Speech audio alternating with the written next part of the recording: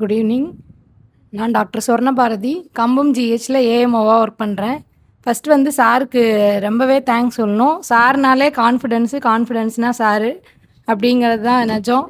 எங்கள் எல்லாத்துக்கும் வந்து கான்ஃபிடென்ஸை கொடுத்ததே வந்து சார் தான். ஸோ வந்து ரொம்ப பெரிய தேங்க்ஸ் சார்.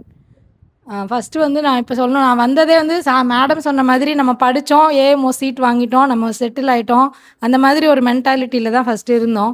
திருப்பி நம்ம ப்ராக்டிஸ் பண்ணணும், தனியாக நம்ம வந்து பப்ளிக்கு ஏதாவது ஒன்று பண்ணணும் அப்படின்னா எனக்கு அந்த உந்துதலை கொடுத்ததே வந்து 2 பேஷண்ட் தான். என் ஜிஹெச்சுக்கு வந்து வேறு ஊர்லேருந்து வருவாங்க ஒரு 2 பேர். அவங்க 2 பேருமே செகண்டரி இன்ஃபர்டிலிட்டி. ஃபஸ்ட்டு பேபி அவங்களுக்கு இருக்குது. இப்போ வந்து ஒபீஸாக இருக்காங்க, ஹார்மோன்ஸ்லாம் கொஞ்சம் இம்பேலன்ஸாக இருக்குது. அவங்களுக்கு நான் மெடிசின்ஸ் எழுதி கொடுத்துட்டு இப்போ பீரியட்ஸ்லாம் ரெகுலர் ஆகிட்டுருக்கு. நீங்கள் இதே மெடிசினை உங்கள் ஊர் ஜிஹெச்சில் இல்லை உங்கள் ஊர் பிஹெச்சில் நீங்கள் வாங்கிக்கலாமா, எதுக்கு இவ்வளோ தூரம் அலையிறீங்க அப்படின்னு சொன்னால் அவங்க வந்து கேட்கவே மாட்டேங்கிறாங்க. நான் வந்து உங்ககிட்டயே வந்து பார்த்துக்கிறேன், இங்கேயே வரேன் அப்படின்னு சொல்கிறாங்க. அப்போ அந்த பேஷண்ட்டுக்கு நம்ம மேலே நம்பிக்கை இருக்கிறவங்களுக்கு நம்ம ஏதாவது இதில் தெரிஞ்சுட்டு போயிட்டு அவங்களுக்கு நம்ம இன்னும் கொஞ்சம் ட்ரீட் பண்ணணும், பெட்டராக பண்ணணும் அப்படிங்கிறதுக்காக தான் நான் ஃபஸ்ட்டு இந்த கிளாஸே வந்தேன். நிறைய விஷயங்கள் வந்து ஆக்சுவலாக தெரிஞ்சுக்கிட்டோம். நிறைய எப்படி நம்ம வந்து அவங்கள பார்க்கணும் அப்படிங்கிறது எல்லாமே தெரிஞ்சுக்கிட்டோம்.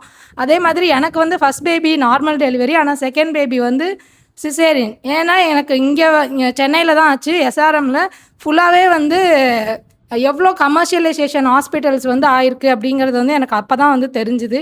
இன்னும் ஃப்யூச்சரில் போனோம் அப்படின்னா இன்னும் ஒரு 10 இயர்ஸ் 20 இயர்ஸ்க்கு அப்புறம்னா ஃபுல் கமர்ஷியல் ஆகி பேஷண்ட்டை வந்து நீங்கள் உள்ளே வந்தாலே இதுதான் செட்டப்பு, நீங்கள் உள்ளே வரணுன்னாலே இதுக்கெல்லாம் பேக்கேஜ், அந்த மாதிரி ஒரு சிச்சுவேஷன் வந்து ஆக்சுவலாக போயிடக்கூடாது. அதை நம்ம சித்தா டாக்டர்ஸ் வந்து கையில் எடுத்து தடுத்து நம்மளோட ஹோலிஸ்டிக் அப்ரோச்சாக நம்ம எப்படி நம்மளோட சித்தர்கள் வந்து நம்ம நோயில்லா நெறி புக்கில் நம்ம எந்திரிக்கிறதுலேருந்து எண்ணெய் குளியல்லேருந்து எல்லாமே எப்படி கொண்டு வந்திருக்காங்களோ அதை நம்ம திருப்பி எடுத்துகிட்டு போகணும்.